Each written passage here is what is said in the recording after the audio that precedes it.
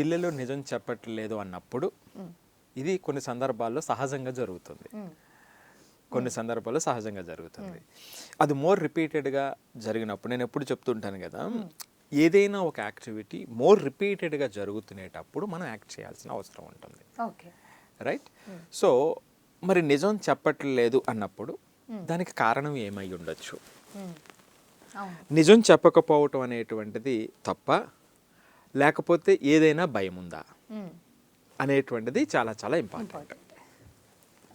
ఎందుకంటే అండి, నిజం చెప్పే పిల్లవాడు ఎప్పుడు కూడా ఏ రోజుకి ఆ రోజు ఉత్సాహంగా ఎదుగుతాడు. అబద్ధం చెప్పేటువంటి పిల్లవాడు చెడ్డవాడని కాదు, ఖచ్చితంగా ఏంటంటే పిల్లల విషయంలో వాళ్ళు భయపడుతున్నారని అర్థం. ఇప్పుడు పెద్దలు అబద్ధం చెప్తున్నారనుకోండి, వాళ్ళకి రకరకాల కారణాలు ఉంటాయి. రైట్? సో రకరకాల కారణాలు ఉంటాయి. అది కాదు, మనం పిల్లల విషయంలో మనం చూసినప్పుడు వాళ్ళకి అన్ని కారణాలు ఉండవు పాపం. మ్యాక్సిమం పిల్లల విషయంలో ఏమవుతుందంటే వాళ్ళు భయపడుతూ ఉంటారు.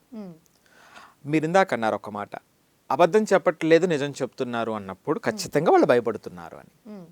లేదా అబద్ధాలు చెప్పడం కూడా చాలా ఈజీగా చేసేస్తూ ఉన్నారనుకోండి, చాలా ఇమీడియట్గా యాక్షన్ తీసుకోవాల్సిన అవసరం ఉంటుంది. ఎందుకంటే అది రేపొద్దుట వాళ్ళ ఐడెంటిటీకి చాలా దెబ్బతీస్తుంది.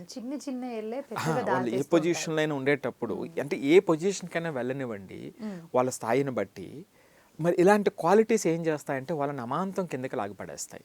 సో అందుకే మనం చూడాల్సినటువంటి ఏంటంటే ఇలాంటి క్వాలిటీస్ విషయంలో కొంచెం జాగ్రత్త పాటించి దానికి కొంత బౌండరీస్ వాళ్ళకి అలవాటు చేయటం అనేటువంటిది ఇంపార్టెంట్. సో ఆటోమేటిక్గా ఏమవుతుందంటే వాళ్ళ లైఫ్ లాంగ్ ఆ ప్రివిలేజ్తో ఉండేటానికి ఎక్కువ అవకాశం ఉంటుంది.